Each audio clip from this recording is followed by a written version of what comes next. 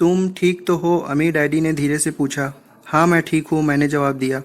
मैंने पूरी कोशिश की कि मैं उस चोट को छुपा लूँ जो खुद की और अपने परिवार की दुर्दशा पर अफसोस करने से उत्पन्न हुई थी। मैं बहादुरी से मुस्कुराया और बोला, मैं तो बस कुछ गहरा चिंतन कर रहा हूँ और आत्मा को टटोल रहा हूँ। कमरे में खामोशी छा गई जब हमने लहरों की आवाज़ सुनी और हल्की हल्की ठंडी हवा सुंदर घर में बहती रही। माइक, अमीर डैडी और मैं वहाँ बैठे रहे जबकि मैं उस संदेश और उसकी हकीकत को जज्ब करने की कोशिश कर रहा था।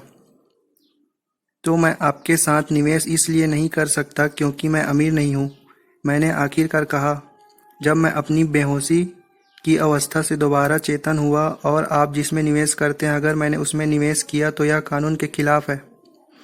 अमीर डैडी और माइक ने सिर हिलाया। माइक बोला, कुछ प्रकरणों में। मैंने पूछा, और यह कानून किसने बनाया? अमेरिका की संघीय सरकार ने, माइक ने जवाब दिया। अमीर डैडी ने जोड़ा, एसईसी ने। एसईसी? मैंने पूछा, यह एसईसी क्या है? The securities and exchange commission, अमीर डैडी ने प्रतिक्रिया की। इसे जोसेफ कैनेडी के मार्गदर्शन में 1930 के दशक में स्थापित किया गया था, जो राष्ट्रपति जॉन कैनेडी के पिता थे। इसे क्यों स्थापित किया गया था? अमीर डैडी हंसे। इसे जनता को बेईमान सौदेबाजों, व्यापारियों, दलालों और निवेशकों से सुरक्षित रखने के लिए बनाया गया था। आप हंस क्यों रहे हैं? मैंने पूछा। यह तो अच्छी चीज़ लगती है।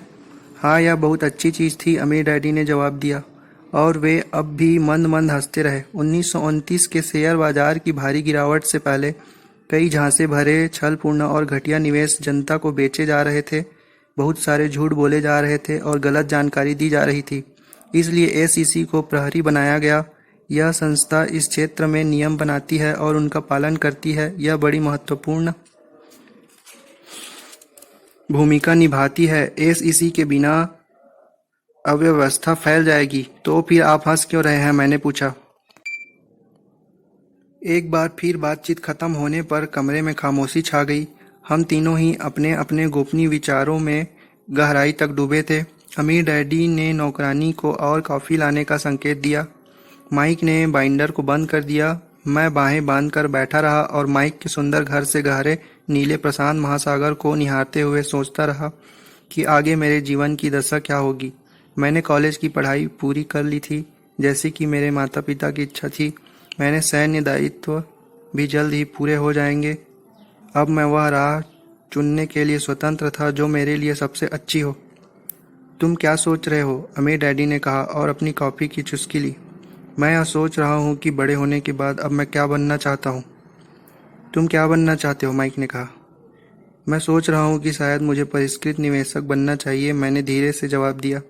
चाहे यह जो भी होता हो, यह समझदारी भरा विकल्प है, अमीर डैडी ने कहा। तुम्हारे पास काफ़ी अच्छी शुरुआत है। तुम्हारे पास ठोस आर्थिक शिक्षा की नींव है। अब थोड़ा अनुभव हासिल करने का समय है। मैंने पूछा, लेकिन मुझे यह कैसे पता चलेगा कि मेरे पास अनुभव और शिक्षा दोनों ही कब पर्याप्त हो गए हैं? जब तुम्हारे पास अत्यधिक पैसा आ जाए, अमीर डैडी ने मुस्कुराते हुए कहा। इस पर हम तीनों ही हंस दिए और हमने अपनी पानी के गिलास शुभकामनाओं के रूप में उठा लिए, अत्यधिक पैसे के नाम। अमीर डैडी ने दोबारा गिलास उठाया और परिष्कृत निवेशक बनने के नाम। मैंने मन ही मन दोहराया, परिष्कृत निवेशक बनने और अत्यधिक पैसे के नाम। मुझे इन शब्दों की मानसिक गूंज पसंद आई थी। माइक ने अपने लिमोजिन ड्राइवर को बुलाया और मैं अपनी गंदी कॉलोनी में वापस पहुंच गया। वहां मैं यह सोच विचार करने वाला था कि आगे के जीवन में क्या करूं। मैं एक वयस्क था और मैंने अपने माता पिता के कई अरमान पूरे कर दिए थे, जैसे कॉलेज की शिक्षा हासिल करना और युद्ध काल में अपने देश की सेवा करना। अब यह फैसला करने का समय आ गया था कि मैं कुछ खुद के लिए क्या करना चाहता हूँ। परिष्कृत निवेशक बनने के लिए अध्ययन करने का विचार मुझे रास आ रहा था।